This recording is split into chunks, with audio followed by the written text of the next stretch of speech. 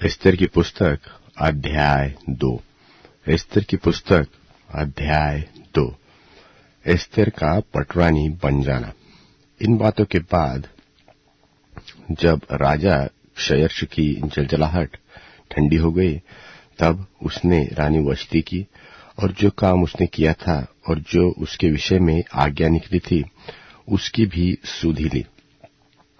तब राजा के सेवक जो उसके टहलुए थे कहने लगे, राजा के लिए सुंदर तथा युवती कुंवारियां ढूंढी जाए।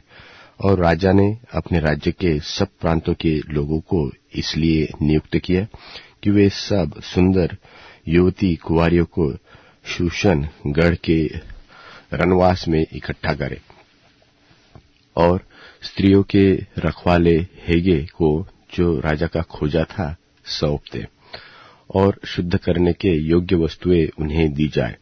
तब उनमें से जो कुंवारी राजा की दृष्टि में उत्तम ठहरे वह रानी वश्ति के स्थान पर पटरानी बनाई जाएगी। यह बात राजा को पसंद आई और उसने ऐसा ही किया।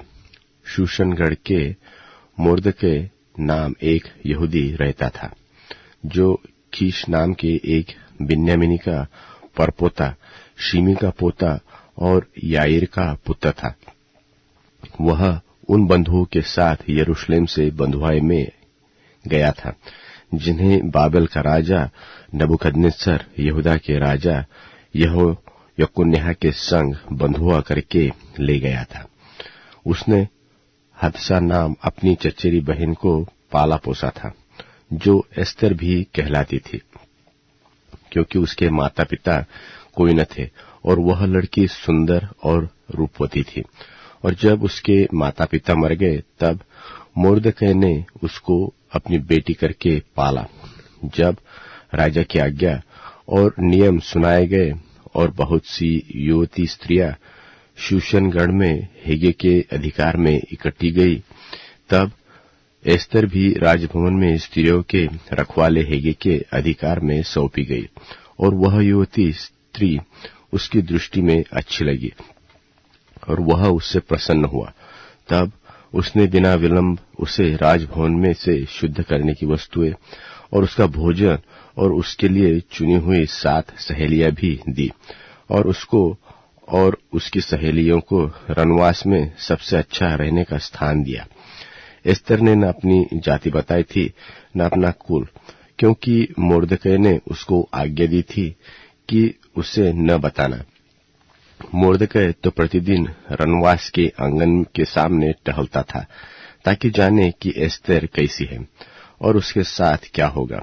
जब एक एक कन्या की बारी हुई कि वह क्षयर्ष राजा के पास जाए, और यह उस समय हुआ जब उसके साथ स्त्रियों के लिए ठहराए हुए नियम के अनुसार 12 माह तक व्यवहार किया गया था, अर्थात उनके शुद्ध करने के दिन इस रीति से बीत गए कि 6 माह तक गंधरस का तेल लगाया जाता था और 6 मास तक सुगंध द्रव्य और स्त्रियों के शुद्ध करने का और सामान लगाया जाता था।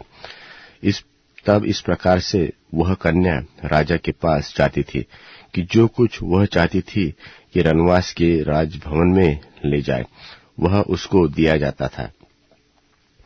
सांझ को तो वह जाती थी और बिहान को वह लौटकर रनवास के दूसरे घर में जाकर सहेलियों के रखवाले राजा के खोजे शासगज के अधिकार में हो जाती थी और राजा के पास फिर नहीं जाती थी। और यदि राजा उससे प्रसन्न हो जाता था तब वह नाम लेकर बुलाई जाती। जब मोर्दकै के चचा अबीहैल की बेटी एस्तर, जिसको मोर्दकै ने बेटी मानकर रखा था, उसकी बारी आई कि राजा के पास जाए, तब जो कुछ स्त्रियों के रखवाले राजा के खोजे हेगे ने उसके लिए ठहराया था उससे अधिक उसने और कुछ न मांगा। और जिन्होंने एस्तर को देखा वे सब उससे प्रसन्न हुए। एस्तर राजभवन में राजा क्षयर्ष के पास उसके राज्य के 7वें वर्ष के तेबेत नाम 10वें महीने में पहुंचाई गई और राजा ने एस्तर को और सब स्त्रियों से अधिक प्यार किया और सब कुंवारियों से अधिक उसके अनुग्रह और कृपा की दृष्टि उस पर हुई। इस कारण उसने उसके सिर पर राजमुकुट रखा और उसको वष्टि के स्थान पर रानी बनाया। तब राजा ने अपने सब हाकिमों और कर्मचारियों की बड़ी जेवनार करके उसे एस्तेर की जेवनार कहा और प्रांतों में छुट्टी दिलाई और अपनी उदारता के योग्य इनाम भी बांटे। जब कुंवारियां दूसरी बार इकट्ठी की गई, तब मोर्दकै राजभवन के फाटक में बैठा था और एस्तेर ने अपनी जाति और कुल का पता नहीं दिया था, क्योंकि मोर्दकै ने उसको ऐसी आज्ञा दी थी कि न बताए। और एस्तेर मोर्दकै की बात ऐसी मानती थी जैसे कि उसके यहाँ अपने पालन पोषण के समय मानती थी। उन्हीं दिनों में जब मोर्दकै राजा के फाटक में बैठा था, तब राजा के खोजे जो द्वारपाल भी थे, उनमें से बिक्तान नाम और तेरेश नाम 2 जनों ने राजा क्षयश से रूठकर उस पर हाथ चलाने की युक्ति की। यह बात मोर्दकै को मालूम हुई और उसने एस्तेर रानी को यह बात बताई। और एस्तेर ने मोर्दकै का नाम लेकर राजा को चितवनी दी। तब जांच पड़ताल होने पर यह बात सच निकली और वे दोनों वृक्ष पर लटकाए दिए गए और यह वृत्तांत राजा के सामने इतिहास की पुस्तक में लिखा गया था।